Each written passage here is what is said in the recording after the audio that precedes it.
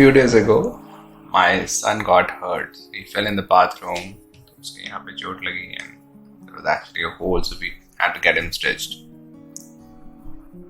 जब वो गिरा and during all the commotion and all that, we took him to the hospital and all that.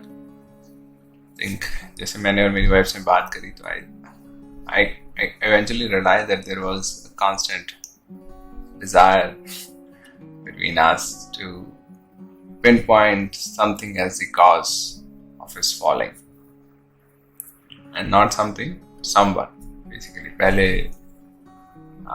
I started feeling guilt क्योंकि I was bathing him, so मैं 1 minute के लिए कहीं गया and then जैसे I came back he was on the floor crying and all that. So I was feeling guilty to some extent, but because of all the self-acceptance, self-forgiveness work that I'm doing, the thoughts that I'm thinking, whatever readings I'm reading, the whole guilt was not very high. I could understand कि कुछ हुआ है, something untoward has happened. Guilty is like self-rejection. So self-rejection was not that high that I'm the cause. What happens is कि ऐसा कुछ हुआ, then I was responsible for that, and then I'm bad. So that was not very strong, but I was still, of course, I was not in a jovial mode. I was very, I was sad, basically, to see him in that condition. There was some level of guilt, but it was mainly sadness and all that. तो पहले तो मेरी wife को लगा कि I am feeling guilt, so she kept consoling me कि नहीं, कोई बात नहीं, आपकी गलती नहीं है. Then in between, I think to argue that कि आपकी गलती नहीं है, to just console me, yeah, my wife is great. She started saying कि ओ नहीं, मेरी गलती है, उसने मुझे भी बुलाया था, I could have gone. And then this would not have happened. जब उसने बोला, then I told her that कि नहीं, जरूरी नहीं है, हम दोनों में से किसी न किसी की गलती है. A lot of things come together for such events to happen. क्योंकि बहुत बारी पहले भी हो चुका है कि we left him alone in the bathroom and he kept playing, nothing happened. Right? It's not for the first time that we did this. बहुत ही टाइम हो चुका है, many days. It's very common, but still this happened. So yeah, it was just supposed to happen.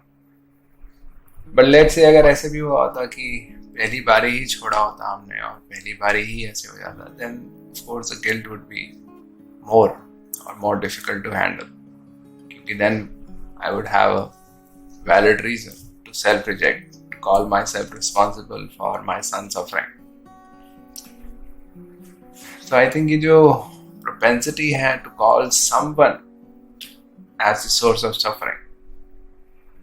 तो इस case में I'll be calling myself, but in general I think there is a tendency to figure out कि कौन है इस problem का source, and then we call that person the source. हम अपने आप को करेंगे, then we'll be filled with guilt. We call somebody else the source of the problem, then we'll be blaming that person, criticizing that person, thinking bad about that person. But I think this tendency is very strong. तो कहीं ना कहीं मुझे लगता है कि this tendency is not very helpful. अगर मैं अपने आप को blame कर रहा हूँ, self reject कर रहा हूँ, उससे कुछ positive नहीं निकल के आ रहा है. I'm just filling myself with negativity, and eventually that negativity will come out. इसमें of course the reason we get into guilt mode is कि हमें लग रहा होता है कि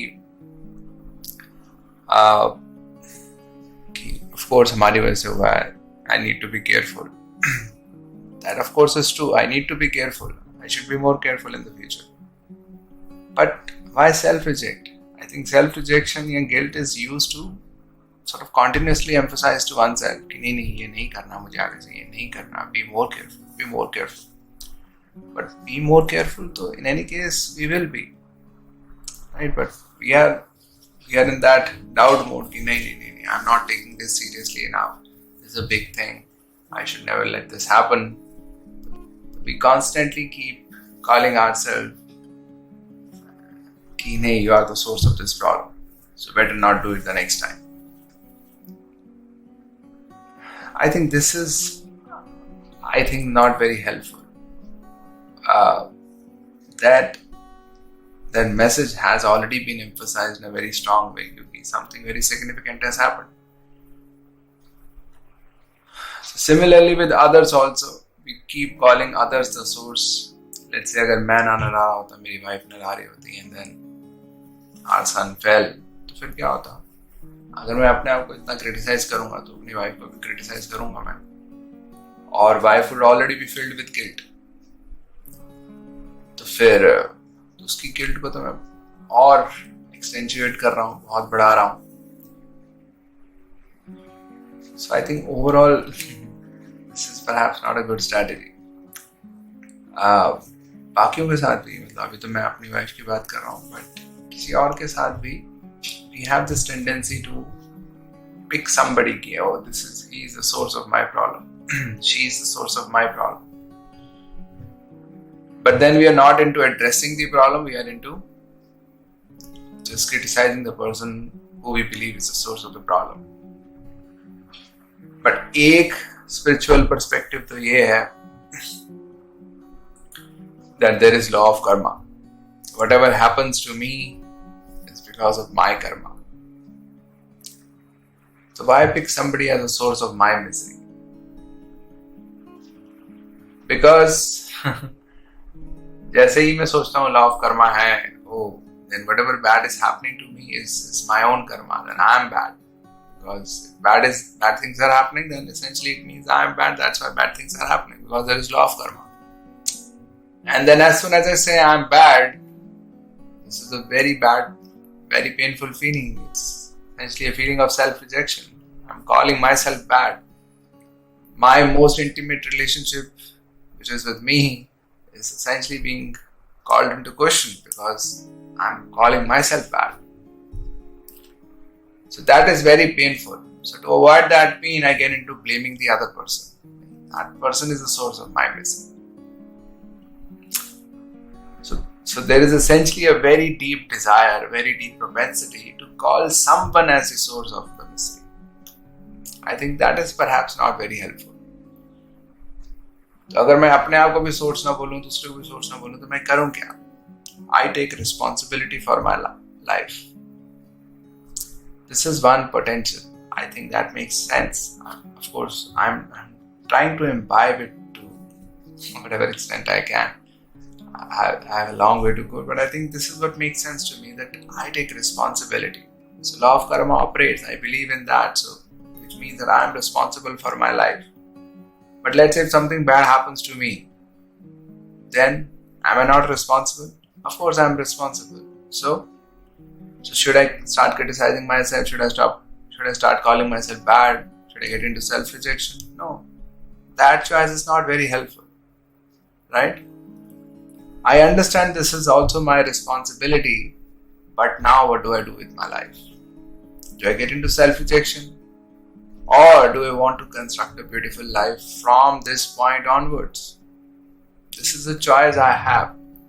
Even if I take responsibility for everything that happens to me, I need not get into self-rejection and guilt. It is entirely possible that I take responsibility for all the things that are happening to me, including all the bad things, and decide that from this point onwards, I will focus on creating a beautiful life.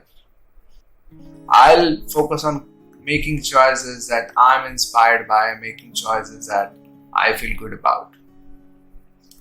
So at any given point of time, there's always this potential to shift my life. It's always difficult because our past holds us back. If our past is filled with negativity, we'll have a propensity to make another negative choice. One of the negative choices is self-rejection. We'll call ourselves bad because bad things are happening to us. But we have another choice. We have a choice to go against our ingrained tendencies. If we want to change our lives, in any case, we'll have to go against our tendencies because our tendencies are born out of our past. And if that happens, that if we make a different choice, our trajectory of life will change. We'll start moving in some other direction. Otherwise, we are just repeating the past. How are we repeating the past? Because negative tendencies cause us to make negative decisions in the present. So negative decisions lead to a negative future. Negative circumstances again make us make negative decisions. So this loop of negativity goes on and on and on and on and on and on until we decide to break it. Of course, the longer it takes, the harder it becomes, but there is always that choice. There is always that choice to choose differently. I can always decide that, okay, I have a lot of propensity to make negative choices, but from today onwards, I'm going to make higher choices. Now, what is higher, what is lower? This is very individual. Whatever is inspirational for me, whatever makes me feel good about myself, that's higher for me. For you, higher could be something else. This I talked in another video. What is courage for me may not be courage for you. That for me, probably giving to a beggar, let's say, might be a higher choice. But for you, not giving to a beggar could be a higher choice. For example, let's say I've never given to beggars because I always held them in a negative image that why are they doing all this? And why can't they just work and all that negativity. So it would take me enormous release of negativity to really give to that beggar and really empathize with that beggar. It would really take me to release that negativity within me. On the other hand, somebody who has been giving to beggars, let's say out of that desire to to have more money in the afterlife or in the future, right? Because we say that whatever money you donate, you get a lot more back some way. And that person may decide, no, this is not the intent with which I want to give to others. So he may have to stop giving to beggars for some time at least, or forever also, doesn't matter. So the point is, for me, X could be a higher choice. For somebody else, X dash, completely opposite of X, could be a higher choice. For me, let's say, not shouting could be a higher choice. For somebody else, shouting could be a higher choice. How can shouting be a higher choice? Let's say somebody has been living in fear all through her life. So I've shifted the gender, all through her life. So for her who has been living in fear, a higher choice could be to assert herself. Okay, for that person, asserting herself, even aggressively also, would be a higher choice than living in fear. Fear is, I think, the absolute bottom. So even aggressively shouting could be a higher choice for such a person. No, I don't take this fear anymore. I refuse to live in subordination anymore.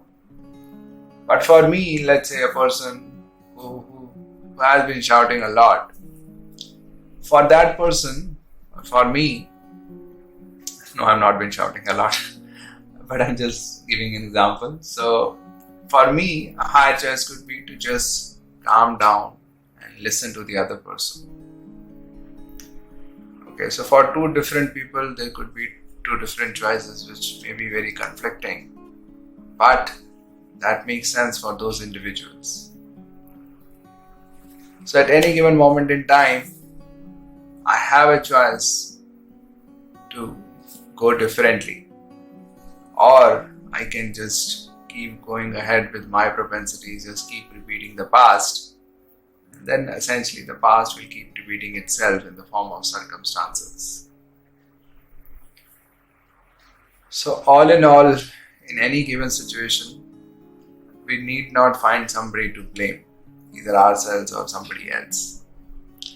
We can look at the situation, see what has happened, see what best needs to be done to alleviate the problem, to solve the problem, and then just do that. It is possible. And I think blaming oneself or blaming the other are both negative activities. which may not contribute to well-being, which may not bring positivity to our lives. Of course, at times we may choose to separate ourselves or to keep a distance from somebody else. That may be a conscious decision. But to blame the other person for our misery and, of course, as a natural consequence, keep blaming the other person may not be a healthy choice, I believe.